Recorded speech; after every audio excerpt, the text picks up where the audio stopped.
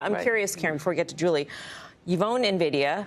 Yes, you own Nvidia. I do. How is the story different in terms of the possibility of AI and how much market cap those stocks gained on the back of the hope and promise of AI versus this? No, you're right. They're very, very similar. I think that particularly for Novo is actually further along than Lilly, right? We all expect that they will get approval for weight loss, and it would be horrific for the stock if that did not happen. So there's a level of risk there.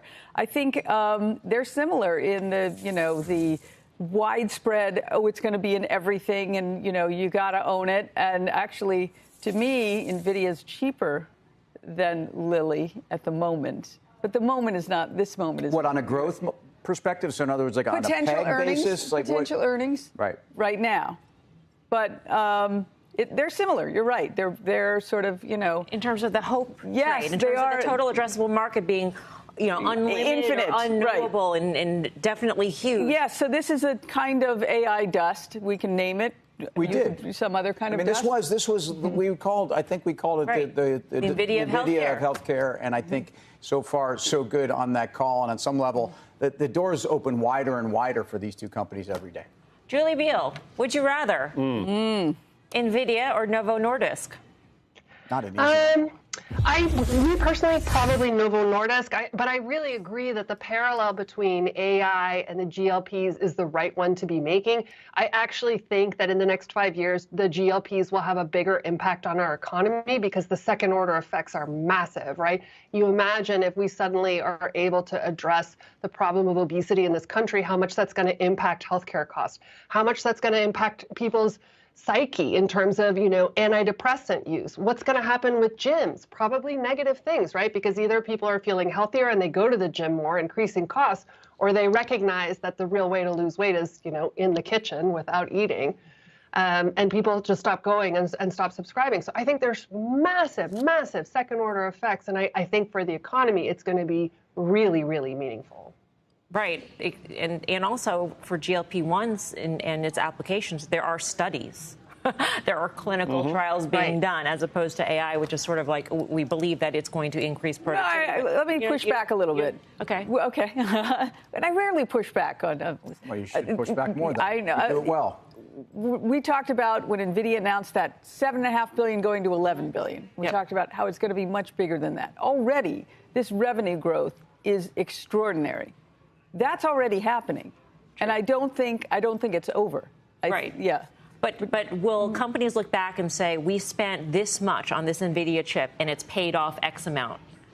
Yeah. To the impact, in terms of like in a parallel fashion to, these patients in a double-blind study took Ozempic once weekly and found this reduction in renal failure. Well, we come back to the picks and shovels. Think too, right? I'm sorry, Julie, go ahead. Nvidia is a capital cost, right? It's a one-time capital cost. Like they don't have necessarily contracts in terms that they're going to, have an extension out towards. They do in terms of like the immediate supply, but not long-term. People are likely going to stay on these drugs long-term. So there is like a recurring revenue element to this business that to me makes it more valuable than one-time capital purchases.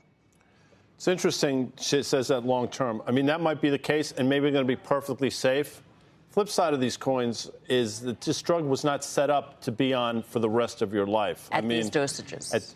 Correct. So we'll see how this, there's a lot of runway left in these stories. And I hope it is the wonder drug that everybody seems to think it is. We've heard about wonder drugs before, and we'll see. To Karen's point, though, and it's interesting in the game of would you rather, I can't even believe I'm about to say this. I love Eli Lilly for the longest time, but I understand what she's saying about Nvidia compared to Eli Lilly. So, in terms of the tangible revenues right now that you're seeing, it's a fascinating would you rather. Yeah. Do you want to play this game too? I always feel left out when I'm not allowed in. All right, come on in. I think Nvidia. But again, I'll emphasize, I think today's news for dialysis companies, again, the impact from diabetes, et cetera, on kidney dynamics and what this means. This isn't a vague line. This is right there. and it's powerful. And by the way, this is what these drugs really are made for.